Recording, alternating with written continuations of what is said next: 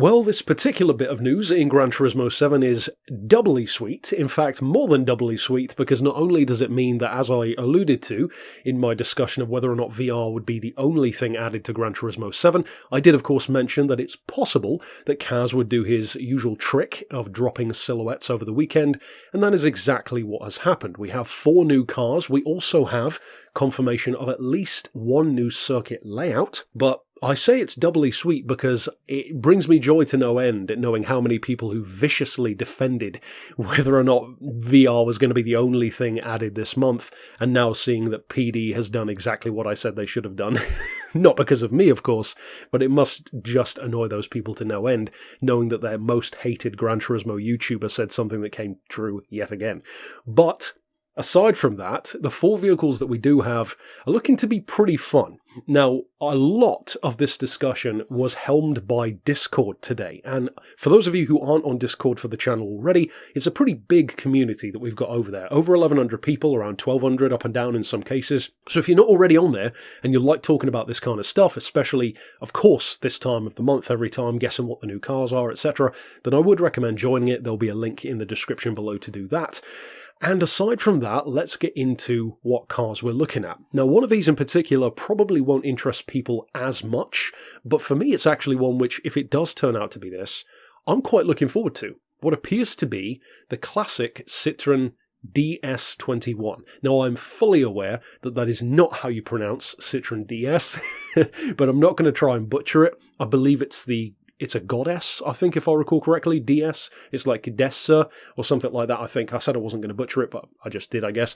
But it's one of the most beautiful cars of all time. Certainly, if you ask classic aficionados, a very advanced car for its time as well. And even though it won't be the quickest thing around, if it does indeed turn out to be this Citroen, I'm actually really looking forward to it. I like stuff like that that's a bit different. I recall it being in Dirt Rally as well, I think it was, which was quite a fun little rally car there as well. Then, of course, we have what appears to be at least a Vision GT style shape.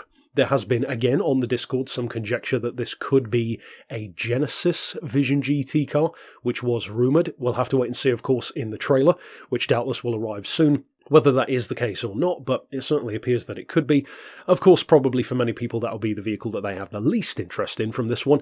The next one is a Porsche, probably one of the most obvious silhouettes of the 4, clearly a 911. Technically, you could argue, and I'm sure people will, in a couple of different directions as to what 911 this could be. The initial thought for me was definitely the classic RS. It could, I guess, you might be able to stretch it into being some kind of roof.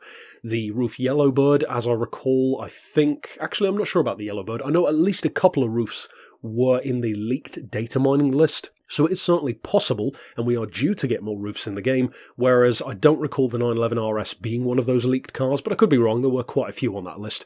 So if that one was there, then I would definitely go RS. For the meantime, though, I am still going to predict Porsche 911 Carrera RS, because it really does have that classic shape. Could be a roof, could be a Singer, but I'm going to go with the original Porsche version. And last, but definitely not least, we have a classic Grand Prix car, what appears to be a Honda RA272. 1960s era Grand Prix, something which Gran Turismo really hasn't put much time into. These old school Grand Prix cars, I mean, most racing games don't tend to put that much effort into these. It would always be games like TOCA, TOCA Race Driver, or I don't recall if TOCA Grid had one or not, but those kind of TOCA games and slightly less obvious choices of racing game would often have stuff like these classic Grand Prix cars, but then Gran Turismo and Forza, not so much. Forza, I think here and there, if I recall correctly, has had 1 or 2, but even then, not really that many. So having these old school machines really is cool. Total change of pace,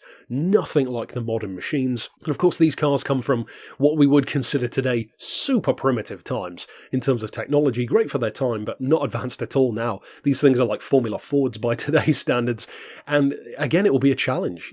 How are you going to tune a Grand Prix car when you've got no downforce to play with for a start? It's a totally different skill set to use. Back then you used to steer cars with the throttle more often than not, like a muscle car almost, and I'm really really looking forward to trying that one out. I think for me, the car that I'm looking forward to the most is probably the Citroen, if it does turn out to be that, because it's just something totally different.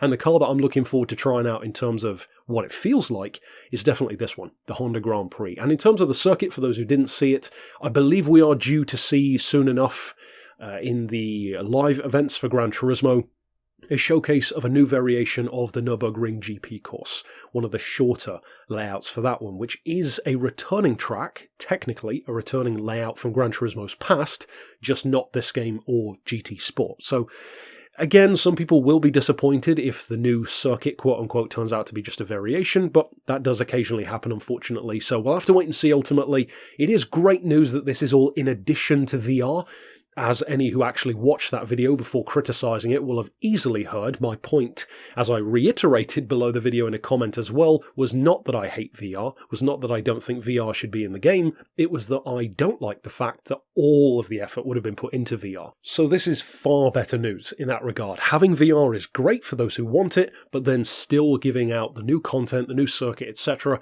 for the rest of us who either aren't interested, or for some who might not be able to afford getting a VR headset just to enjoy maybe one game with it. So ultimately, I think this is a much better way of panning out this month's update, especially after having nothing in January as well. And of course, we'll have to stick around for the trailer whenever that drops, probably fairly soon I would have thought, to confirm or deny these suspicions and predictions. And as I said, if you're not already on the Discord, it is worth giving it a look. And of course, as I noted briefly at the start of the video, it's not that much longer now, about 10-11 days left on my competition to win my real-world motorcycle. So if that interests you as well, check it out. And of course, until next time, I'll see you then. But for now, as always, thanks for watching.